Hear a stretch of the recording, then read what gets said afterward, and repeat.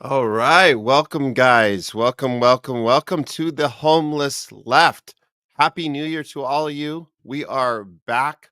We are on our Rumble channel right now. We're actually trying something very new today, experimentally, because this is not an official show. This is our top censored news of the week. We like giving you guys this each week. We're going to get to the stories in just a moment, but because it is the new year, we are revamping, we're resetting. We got a whole new show in store for you. We're going to start it next week. But for now, this is an experiment where we're on Rumble, as you guys know. We're also trying out a new YouTube channel. For a lot of you guys who've been watching, you guys understand what we're dealing with censorship. We've been fighting the censorship industrial complex. It's a war we've been waging. They've been waging against us. We've been fighting back. You guys know our sister channels, Craig Pasta and Pasta to Go, Hardlands Media, Kit Cabello, Fiorella, Truthwire, all of our other affiliates and channels. Every one of us, we've all been dealing with censorship in one way or another. Our channel, the YouTube channel of the Homeless Left, was terminated back in July. So it no longer exists. We've been fighting to get it back. It's gone, seemingly gone for good. However, as of right now, we are able to tell you that we're experimenting with the channel. It's called THL Present. So that's going to be our new, I don't know, some people call it ghost channel or backup channel, but we're going to be going with it for now as an experiment. So let me throw that up here for you guys so you can just kind of join that when you get a chance. It's brand new. This is so you can see it on his face. This is our first live. We're doing a live right now where we're not supposed to be on there, but we're doing it anyways. No longer called the Homeless Left. It's called THL Presents. So that's there now. Let's see how long it lasts. We don't know how long it's going to last. So it's there now. Our first official live. It's been going for about 7 minutes now with that opening countdown. So we're in new waters, guys. We're in new territory. Welcome to 2025, the year of censorship. It continues. We're going to keep fighting it. We don't know how much better or worse it's going to get when Trump gets in, but it seemingly can't get much worse than it is now. So we'll work with what we have. Again, we appreciate all you guys on Rumble with us. That is the best that we got. That's been our bread and butter for you with you guys is Rumble. So if you're finding us for the first time there, obviously this is how you can continue watching us on Rumble. The Homeless Left, our live show has been every Thursday after Top Censor News. We're going to get to that in a moment. And then I'm going to let you guys know what to expect moving ahead into 2025 with our channel and with all of our affiliates, and how we're kind of doing this as a team, as a family, as a community. We're all part of this community. A non-tribal approach to news. That's what we're about. We have no allegiance to any party, any color, any tribe. We're done with that crap. And we're here to investigate stuff in an honest way with full courage, conviction, and principle intact every time. You can count on that with us and all of our team members that come in and off on the shows regularly. So we look forward to giving you guys more of our good stuff throughout the year. So without further ado, let's get to top censored news of the week. Here we go. Uncanceled Comedy Collective presents Top Censored News of the Week. Coming in at number 3, comedian throws truth bombs at CNN hosts live on air as network drops its lowest New Year's Eve ratings in 5 years. Comedian Whitney Cummings appeared on CNN's New Year's Eve countdown show with Anderson Cooper and Andy Cohen on Tuesday night and shocked the audience with a rapid-fire takedown of CNN. But her comedy wasn't just a knock at the network, but a commentary on the mainstream media's failure to conduct themselves honestly, as well as the corporations they are paid to propagate, protect, and lie for, including Pfizer, Moderna, and the Democratic Party. Democrats couldn't hold a primary because they were too busy holding a body upright. Whitney's jab at our current president's senile state being dismissed by the network pretty much his entire 4-year term. Shockingly, and to the comedian's surprise, CNN did not cut to a commercial, despite the awkward looks on the co-hosts' faces. So Whitney continued on with her set, adding, "Kamala was forced on us so hard you'd think she was patented by Pfizer or Moderna." It's pretty clear CNN will never have Whitney back on for obvious reasons, as the comedian was well aware of going in. However, the reason they will give is likely because their New Year's Eve ratings this year were the lowest since 2019. Hey CNN, I heard Kathy Griffin was looking for a gig. You should give her a call. At number 2, Military ID and passport found in vehicle of Trump Cybertruck bomber suspect, yet his body was burnt beyond recognition. Vegas police say the Trump International bombing suspect on New Year's Day, which injured 7 people, was shot in the head before the bomb exploded.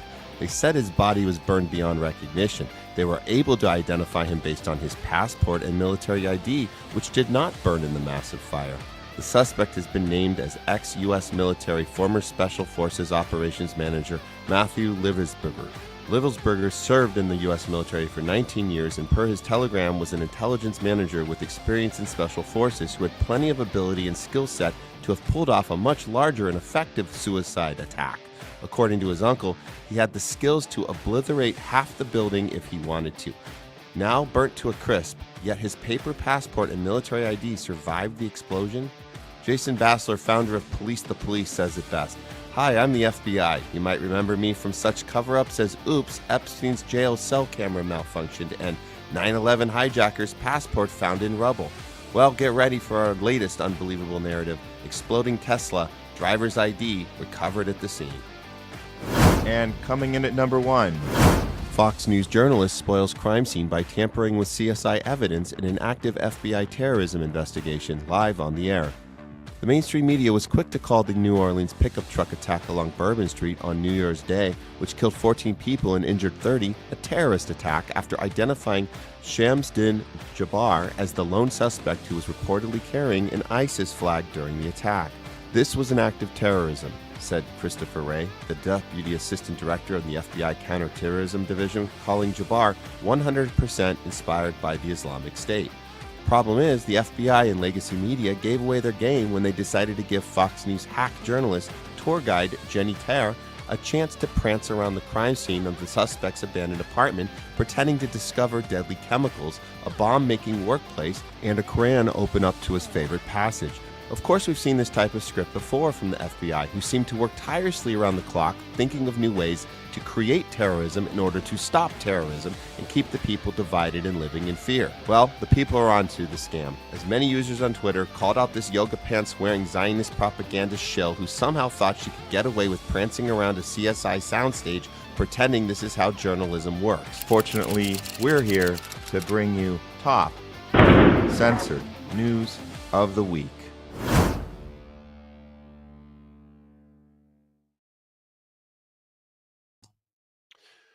That is top censored news of the week. We're bringing you the stories the mainstream media refuses to cover, but if they do cover them, they do them in a very sloppy or dishonest way, and it's always on purpose.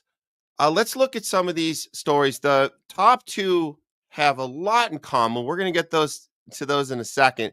I just want to make one comment about the opening, because when we saw New Year's Countdown, Whitney Cummings going on CNN, doing this bit, she obviously rehearsed it, prepared it to shock the co-host Andy Cohen, Anderson Cooper. They've been doing their bit for many years, and you guys heard the thing about the Kathy Griffin at the end, because she used to do it several years. It's just getting old and tiresome. So yeah, it's a great opportunity to go on there and do that. The reason why this is important for others, people out there, and like we know, like whether whether you self-identify as a journalist or comedian or both, you could be both for that matter. Any sort of entertainer that has commentary on news or anything that's going on in our society. Hollywood, certainly, we play divisive politic games within our own industry here in Hollywood. But what the word that's coined, it's called access journalism, and in this case, it would be access comedy. And so that's the game we don't want to play. And so what Whitney Cummings was doing was going anti-access comedy, understanding that when she goes on live TV on New Year's Eve, that she's not going to be invited back, because that's the moment that she takes advantage of, where she can get that little bit in, making those points, sticking to the Democratic Party, sticking it to Pfizer and Moderna, knowing full well she won't be back. Access comedy would be going on there and doing safe jokes against Trump, Easy stuff that you know you'll be invited back on, and therefore you can count on a regular paycheck for your appearance fee or whatever you call it. So access journalism, same thing. We are against access journalism. We don't want to be like TYT or like Crystal and Sagar. We used to think more highly of them. That's not what we're about. When we're doing real journalism, we're not trying to get the interview with AOC where she's going to come on our show and have safe questions asked so she looks good. No, we're going to confront her in a crowd. We're going to confront her backstage at an event and try and get the actual question that you really need to ask her that the viewers want you to ask. If you do access journalism, access comedy, all you're doing is doing safe entertainment, and that's all it is entertainment. It's all safe. Ha ha, Trump joke this, ha ha that. That's all it is. So kudos to Whitney Cummings for doing that. Great way to start the new year. Let's look north at number 2 and number 1 story. The thing we have in common is we've got 2 FBI cases of what we're calling New Year's Day terrorism, right? So one going on in Vegas at the Trump Hotel. Outside there, there's apparently this act of terrorism, blowing up this Tesla right in front of Trump. And then you have at the same time in New Orleans, guy running over several people in New Orleans at Bourbon Street, and then calling that an act of terror inspired by Islam. Both have one thing in common, and I want to bring this up right now. The suspects in both cases are both ex-military, both from the same headquarters in Fort Bragg, where they studied operations of psychological warfare and that kind of stuff. So it's very interesting to see that that comparison there. So if we go a little deeper on it, we can actually let's go for this. Actually, let me grab this one here. Yeah. So these are if you can stack this up. So the top one there, Fox 5, you can see the man who died in the Tesla cyber attack explosion. This was in Vegas. There it is, Fort Bragg. That's where he spent time, and that's his military active duty when he was a member of the U.S. Army. Right below, this is the guy that is the suspect, Shamsud Din Jabbar. He spent years in the military from state to state, ending up at Fort Bragg in North Carolina. Same thing. And then we go even further and see the suspect, Ryan Wesley Roth, also spent time at Fort Bragg. He actually visited 147 times. He was the suspect in the second assassination attempt against Trump at the few months back of last year. So when you look at all three of those, what does Fort Bragg have in common? As I said earlier, is where psychological warfare technique is taught. Let's go closer to what Shadow of Israel has to say about this. So the common denominator among the three is Fort Bragg, the headquarters of the 4th Psychological Operations Group, which specializes in psychological warfare. Their operations aimed at shaping perceptions and influencing behavior are often described as mind-altering in a metaphorical sense. Okay, so we've put all that together. Now, why do they think we're not going to really pay attention to this? What is the issue? What is the thing that they think we're going to keep falling for this? Well, there was a time when we listened to what the FBI said. We understood the FBI was an organization that their job, just like Homeland Security, CIA, they're all in the same ballpark of we're protecting the American people from terrorism, especially in the war on terror era 20 years back after 9/11. We have this kind of we believed that there was some sort of effort being put into stopping terrorism, and we would maybe push back and say, well, you guys aren't trying hard enough, or you're only or you're amplifying certain situations, or you're hyping up others. Or you guys remember we always saw that Fox News alert, the high terror alert, high terror alert. Never did it really cross our minds at that time that the FBI was actually the ones creating the terror from scratch, like actually creating it. This is so apparent at this point because they're not. The problem is that we're able to go on and find this now. We have the access to things that we didn't have back then. We have a social media rabbit hole we can go down on Twitter.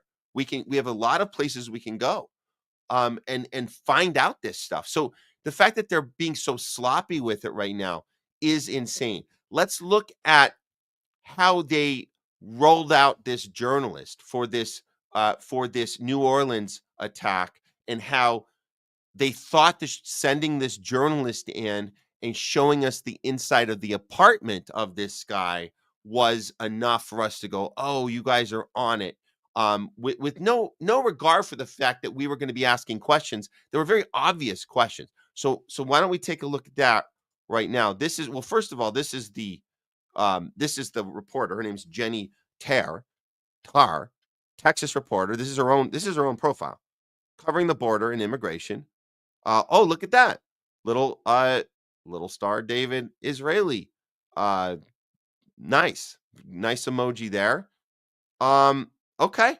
Well, why did she get to be chosen to do this? Well, have you guys seen the actual video? Have you guys seen it? Let's take a look at the actual video that aired on Fox News of her amazing journalism that she did of walking into this crime scene, going around and showing us where all the chemicals and all the stuff was placed. Watch this video, and while you're watching it, imagine that that this is a behind the scenes of a Hollywood movie, and she's showing us the amazing set design and all the details that the set artist put together. You might appreciate it more for the theater element and the entertainment element, because that's what it is. Check it out. Here inside the New Orleans terrorist home, you can see that it's been clearly destroyed, the door at least, from the FBI raid yesterday. But if we walk through the home, we see some signs of what he was up to. He had this work area here, lots of different chemicals splayed around, and different electronics. This is, again, a work setup. Left receipts, just very unkempt in here. If we go over here, actually, you can see the Department of Justice documents here, the search warrant. And now she thinks this is covering the bases, right? Show us that they crossed all their T's, dotted all their I's. There's the paperwork, in case any of you guys are wondering. We didn't just walk in here. We got paperwork taped to the counter. It's all good. Everything checks out. The property that they recorded here, which seems to be a lot of chemicals. Oh! Again, just left in disarray. Wait. Hold on. Clearly. I'm sorry. Hold on. Let me pause that. Okay. You can see. Hold on. Sorry. Okay. Again, just left in disarray. Okay. So what she just said there was there seems to be a lot of chemicals left in disarray. This is reminding me of something. Does this remind you of the fake chemical attack from Assad that CNN covered, where they go and smell the chemicals? That's starting to remind me of that. I don't know if you guys remember that. So this is this reporter. Is she about to start smelling chemicals too? Oh my God. Are we gonna? No, please don't. Please don't. There's a bedroom back here, and what appears to be his collection of religious materials, his Qurans, an open Quran with a passage there, as well as. Oh, look at that! That's his favorite passage from the Quran just happened to be there. Very, very good. Very good. Well placed set designer. Good job, set designer. Might be up for an award on this. Even the Bible here, but mostly books on Islam, and his prayer rug just to the left of me here. And if we go back, there's another bedroom here. You can see he left all these belongings, contact lenses, personal belongings, his bathroom. This seems to be some sort of workspace, again, with other chemicals here. The light's Oh, still on. Some kind of station set up here. so did she just say there's chemicals at the station set up back here? What the hell? What the F is she talking about? If we're watching this garbage on Fox or CNN or wherever, are we to think that journalists have access to crime scenes where suspects in murder cases have put together workstations where chemicals are being put together to kill people, and they're just sitting there and she's going to go just shuffle around? Are you effing kidding me? There seems to be chemicals and stuff. What is she effing talking about? We're not really sure what that was for. In, you know, what we can assume was also a bedroom. You can see clothes left here, and just a sign that someone was here up until those last few moments when neighbors said he left just before the New Year's holiday, saying he was done with his lease, it was up, and he was on his way to New Orleans where he would live there. Didn't take any furniture because he said his new home would be furnished. That's all we know so far. So we're supposed to be believing this garbage, and at the same time, we come to find in the Vegas incident on the same day. This is both on New York. This is how we start the New Year's. This is day 1, 2025. 2 FBI incidences where they preset everything, predetermined. They're giving us what do we have? This passport that turns up that's unscathed. The body's burned. So we're just going to continue to trust these organizations that are working together. They're working in cahoots. You got the FBI and legacy media working in cahoots together to create storylines that we're just supposed to believe. And why are they doing this? Why? Because if they keep the art of terrorism something that is in real time that they need to stop, if they keep creating the thing that they need to stop, then they can keep not just existing, making money off of that, but more importantly than that, keeping us divided, keeping us in fear and in fear of the other. This is exactly what xenophobia is. This is the Islam is the thing that inspired this. Islam. So that gains more support for when it's time to go to war with Iran, when it's time to, get to excuse the next horrible, awful, disgusting thing that Israel does. I mean, let's get back to who did they choose? Why did they choose this woman? Why? I mean, we can have fun with that Israel emoji, but there's a reason. This is we talk about access journalism. This is insane. This is not journalism at all. This is where you create these people to pretend to be journalists. She is 100% a propagandist, a shill for the CIA, FBI, and the Mossad, apparently, as they're all working together, and she is the next one up. And she has no problem just being in those yoga pants. I loved how Max Blumenthal made fun of that one, just like parading around in her yoga pants. Yeah, they're not even bothering to cover it up. Maybe I don't know who their audience is for this anymore. I don't know if they're trying to target a younger audience. That might be the case. Fox, CNN, MSNBC, they might be trying to target a younger audience now because the old ones are dying off, and the middle, the adults with half a brain have stopped watching altogether. Do they think they can capture some sort of like younger crowd that sees her and goes, "Oh, she looks hip, she looks cool, she looks that's pretty awesome, man. She's going in there and getting that stuff. Oh, I want to watch more." Okay, so I don't know who these people are that they think a handful of people are going to watch her for her yoga pants. But other than that, the game is up, guys. The game is up. This is no longer something you can get away with. There's a video we're going to cover next week. The Oklahoma bombing. We have a new take on that one. So these are the kind of stories you're going to tell us that one guy woke up one day and decided to set off a bomb, and then that again creates fear, division. You pin it on one person when the FBI is the one creating it the entire time. FBI is a terrorist organization. The CIA is a terrorist organization. Homeland Security is a terrorist organization. NATO is a terrorist organization.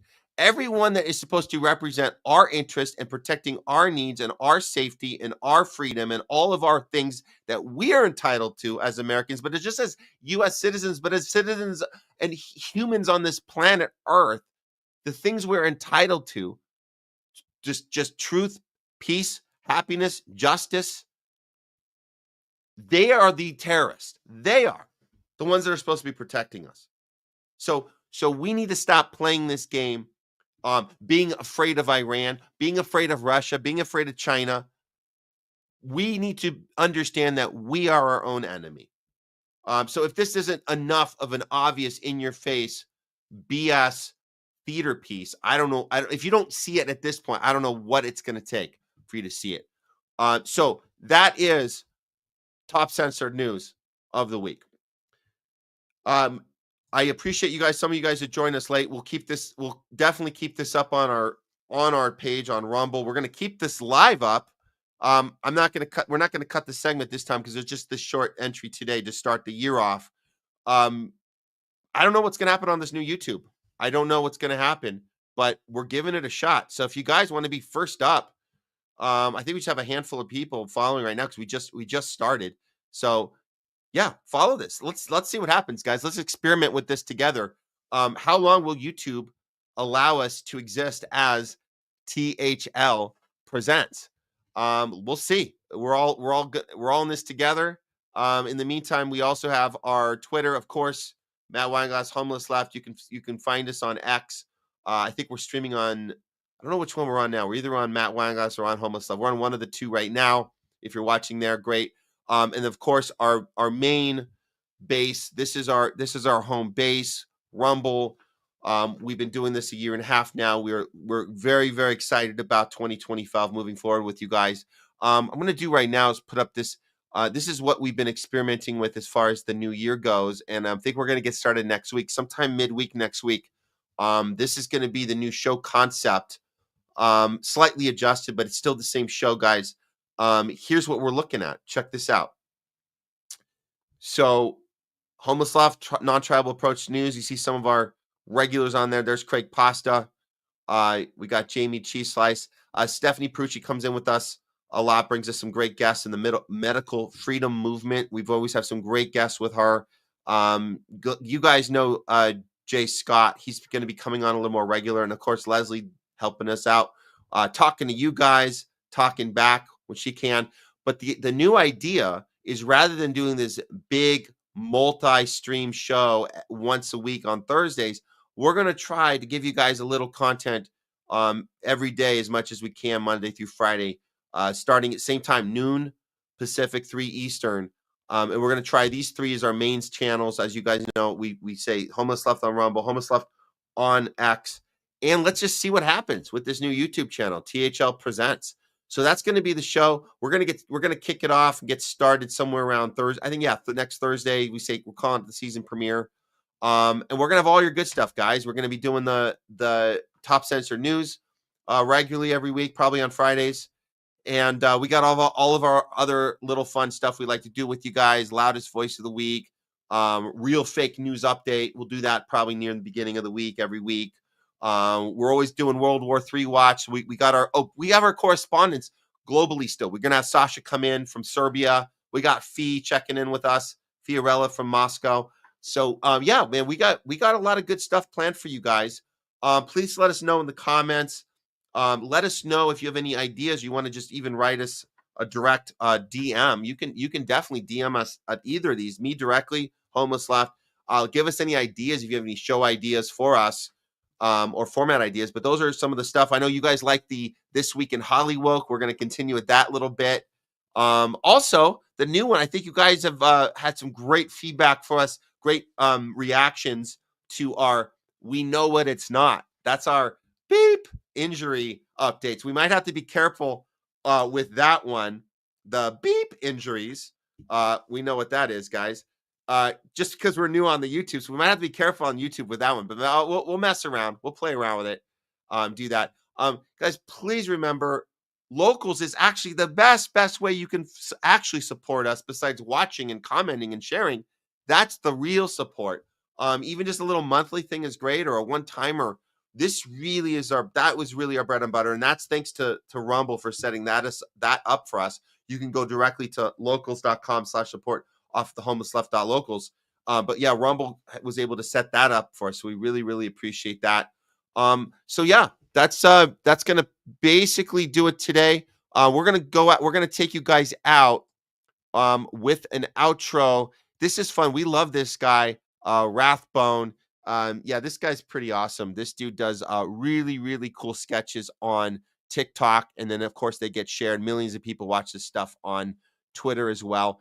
And before we cut to that, yeah, it's Rathbone. He wants to remind us to never forget about the 40 beheaded babies. Don't forget about it. And check this out. And we will be back with you guys next week. I think Thursday. Yeah, Thursday the 9th. That's when we're going to be doing it.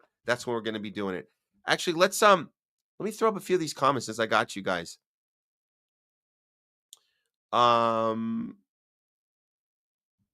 Yeah, appreciate it, you guys. Sherry Wise, yeah. I love how they didn't take the computer. Good call, Sherry.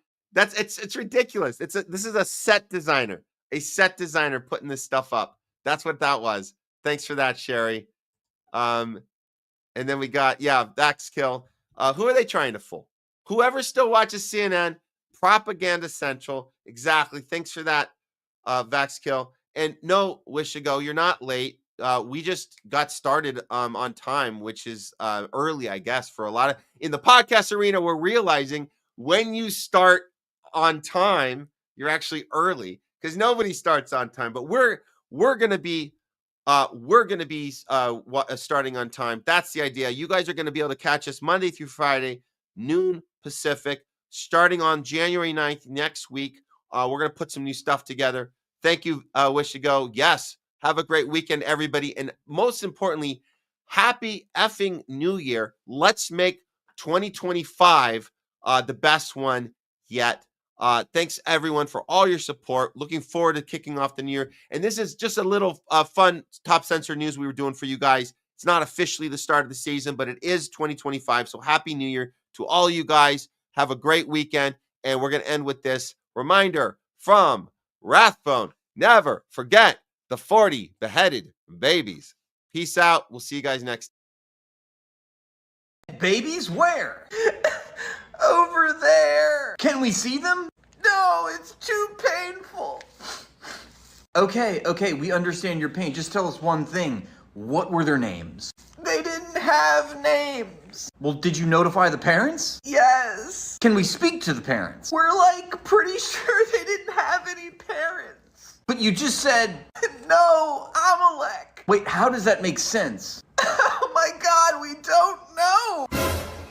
Are you gonna have a funeral for them? We can't hold a funeral for them, it's too expensive. Well, what about honoring their memory in a memorial service? Im Yisrael Chai. Can we just see, the pictures of the bodies? I'm late for prayer. Look, it's been over 15 months. I'm beginning to think that there might not be any beheaded babies. Oh, so that's what this is about.